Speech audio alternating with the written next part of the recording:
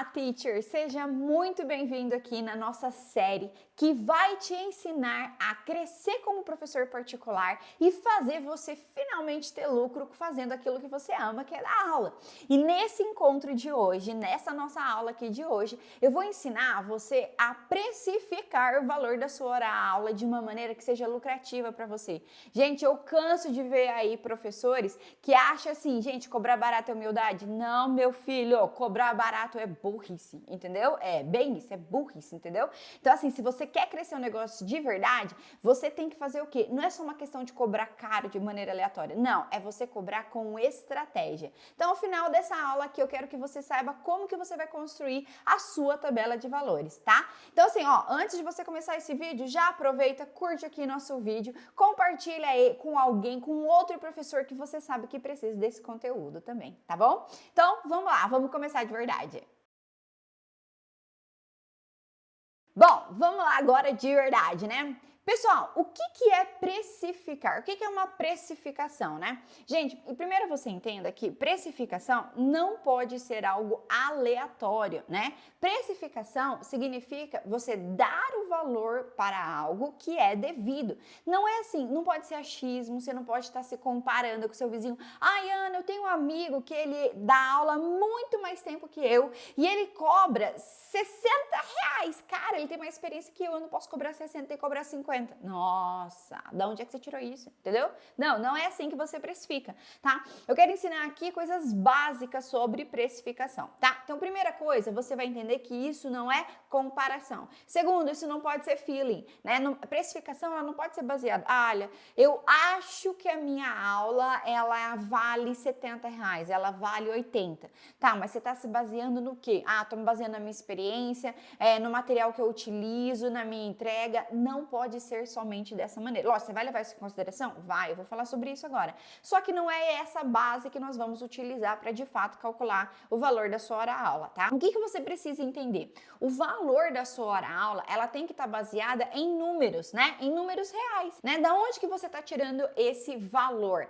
Então, assim, ó, primeira coisa, eu vou começar aqui, vou compartilhar um pouquinho aqui da tela para poder mostrar aqui para vocês. Até dei um nome para isso daqui, gente, olha que bonitinho. Preço certo, aula lucrativa, entendeu? Bem provocativa, né? Por quê? Porque se sua aula não tá lucrativa, porque você não tá cobrando o preço certo, tá com o preço errado. É isso, meu filho, vamos trabalhar em cima disso. Então, assim, ó, quando a gente tá falando sobre isso, qual que são os valores que a gente precisa considerar? Vou dar aqui dois parâmetros para você começar a cobrar o valor da sua hora-aula. O primeiro é a gente levar em consideração quais são os custos que você tem com a sua aula. Ah, Ana, eu não tenho custo nenhum, dou aula na minha casa, no meu computador, que custo que eu tenho? Então, é um erro você pensar que você não tem um custo. Sim, você tem, né? Quais são os custos que você tem que considerar? Por exemplo, hoje você oferece alguma forma de plataforma de ensino para o seu aluno? Caso sim, você vai considerar. Ah, eu tenho investimento no material que eu fiz para o aluno, você vai levar isso em consideração. Então, qual foi o material que você utiliza, né? Ah, minimamente, você está na sua casa, você tem que considerar quais são os custos que isso está tomando dentro da sua casa. Então, assim, ó, o quanto que isso está te tomando de energia, o quanto que você está pagando de internet. Por quê? Porque às vezes, se você não desse aula na sua casa, você nem precisaria ter internet, né? A internet do seu celular resolvia o problema. Mas se não, você tem ali uma internet que você precisa entender que isso é um custo o quê? É um custo da sua, vamos falar, da sua empresa, entende? Por quê? Porque se você é um PJ, hoje você já é uma pessoa jurídica, então isso tem que ser o quê? Separado, né? Uma coisa é sua pessoa física, outra coisa é sua pessoa jurídica, tá? Então, assim, você vai considerar o que é que você está gastando. Esse daqui é minimamente o seu custo, né? O que é que você vai utilizar para poder dar uma aula, tá? Depois, além dos seus custos, você precisa aqui levar em consideração o que é que você deseja, né? Então, assim, vamos colocar aqui quais são... Vou colocar aqui o seu desejo, né? Não que essa aqui seria a melhor maneira de falar, mas assim, para você entender, tá? E o que quando eu falo do seu desejo, ou... eu vou colocar desejo porque vai ser o seu planejamento pessoal. Vou colocar embaixo aqui para ficar mais claro, tá? Então, o seu planejamento pessoal. E o que a gente leva em consideração aqui nesse ponto? Eu vou levar em consideração qual era o valor final que você gostaria de faturar dando aula. Então, seu faturamento. Tipicamente, vamos colocar aqui um exemplo. Os professores normalmente querem faturar o quê? R$ 10.000 com as aulas particulares. E eu preciso considerar nessa parte do seu planejamento pessoal, qual é a carga horária que você quer trabalhar, né? Por quê? Porque, gente, precificação é matemática, né? Então, por exemplo, Ana, hoje eu quero ganhar 10 mil trabalhando 20 horas. É possível? Mas você vai ter um cálculo. Eu quero faturar R$ 10.000 trabalhando 25 horas. É possível? É outro cálculo. Eu quero ganhar 10 mil trabalhando 40 horas. É possível? É possível também, só que é outro cálculo. Então, assim, isso vai influenciar bastante. Então, vamos colocar aqui o básico, né? Carga horária. Qual que é o carga horária que você quer ter? 25 horas por semana. Por que 25 horas? Porque é um tempo que não vai te gerar um desgaste, né? Você vai dar ali uma média de 5 horas por semana, tá? E aqui, o que é que você vai considerar? Ana, nesse cálculo, eu quero faturar 10, eu quero trabalhar 25 horas, como que eu chego nisso, né? Vamos levar isso aqui em consideração e depois eu vou ensinar vocês de fato a colocar isso aqui numa planilha, né? Você vai fazer o quê? Qual é o cálculo? Então, o cálculo que você faz vamos pegar o seu valor, R$ 10.000, dividido pelo tempo de horas que você vai trabalhar no mês, 25 horas por semana. Quem trabalha 25 horas na semana, trabalha 100 horas no mês. Ana, mas nem todo mês é igual, tá, gente? Mas a gente vai para a maioria, né? Via de regra, o mês ele tem 4 semanas, então eu vou considerar que você trabalha em média 100 horas por semana. Então, o que eu faço? Eu pego os 10 mil, que é o que eu vou faturar no mês, e divido pela quantidade de horas que eu vou trabalhar no mês. Isso aqui vai dar o quê? Vai dar exatamente R$ 100 a hora aula. Ou seja, se você quer faturar R$ 10.000 trabalhando 25 horas por semana, no mínimo você tem que cobrar o quê? R$ 100 a sua hora aula. Então, R$ 100 para esse caso aqui, esse daqui vai ser o quê? O seu valor mínimo que você precisa cobrar. Então, toda a sua tabela de valores, ela vai ser construída em cima dessa base. Ana, mas eu vou faturar R$ 100 em todas as aulas? Não é essa a lógica, né? Tipo, com dupla, via de regra, você vai faturar mais, mas o aluno paga menos. Por quê? O aluno vai pagar R$ 100 se ele for o individual. Mas se você colocar uma dupla e cada um da dupla pagar 60, você já não vai faturar 100, você vai faturar 120. Eu quero colocar num grupo, né? Um grupo com no mínimo 3 pessoas. Se cada um do grupo pagar R$ 50, você já está faturando R$ 150 e não mais R$ 100. Ou seja, a lógica, ela é assim, é o oposto, né? Um cresce e o outro decresce. Então, quanto mais o aluno paga, menos você ganha. O aluno paga 100, você ganha 100. Quanto menos o aluno paga, mas a gente coloca mais pessoas juntas, mais você fatura. Então, uma dupla, se ele pagar R$ 60, você fatura 120. Se num trio, né, num grupo a partir de 3 pessoas, eles pagarem 50, tô baixando mais, mas com 3 pessoas eu tô recebendo 150, tá? Então, essa daqui que é a lógica, né? Até que é por isso que vocês me veem muito falando nas redes sociais o quanto que turmas passa a ser muito mais lucrativo para você, tá? Mas na nossa discussão de hoje aqui, vamos focar aqui com relação à precificação, tá? Então, minimamente é isso. Ana, mas aqui você tá usando o valor de 10 mil, você tá usando minha carga horária, mas você não levou em consideração os custos. Então, vamos colocar os custos aqui. Por quê? Ótimo, eu cheguei aqui que o cálculo base do meu valor de hora-aula vai ser R$ 100. Só que, o que eu preciso entender? Eu preciso entender que você hoje é uma microempresa. Na verdade, você é um MEI, você é um microempreendedor. Ou seja, o que a gente precisa fazer a partir do momento que você tem um CNPJ? Você precisa separar a sua vida PJ da sua vida PF. O que é isso? A sua pessoa jurídica da sua pessoa física. Então, assim, quando você recebe dinheiro pelas suas aulas, quem recebe não é você. Por exemplo, não sou eu, tô dando aula, eu, Ana, faturo lá R$ 10.000, trabalhando 25 horas por semana. Eu, Ana, enquanto professora, enquanto teacher, eu sou uma pessoa jurídica, né? Então, eu vou colocar aqui, eu sou uma PJ, né? E o PJ, quem que fatura 10 mil? Não é a Ana, pessoa física, não. Quem fatura 10 mil é a Ana, pessoa jurídica, tá? É uma coisa. O que acontece? A pessoa jurídica, Deixa eu só separar aqui. Vou ter pessoa jurídica e vou ter pessoa física, né? A pessoa jurídica, quem paga os custos da empresa não é a pessoa física, é quem? É o jurídico. O jurídico, ele assume o quê? Os custos do seu negócio, no caso da sua aula. Então, todos os custos que a gente desenhou aqui, quem vai pagar vai ser o PJ, né? Por quê? Porque o PJ é que ele vai entender. Você tem um faturamento bruto, ou seja, tudo que você ganha sem considerar os custos, é o bruto. E aí eu vou fazer o quê? Eu vou pegar o bruto, eu vou descontar os custos que eu tenho.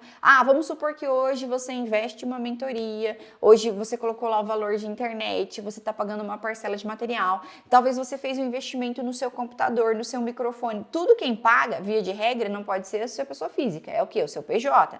Né? Então eu vou considerar todos esses custos para lá no final eu ter o quê? Um negócio chamado faturamento líquido, que é o quê? O quanto que de fato eu tenho de lucro depois que eu tiro os meus custos, né?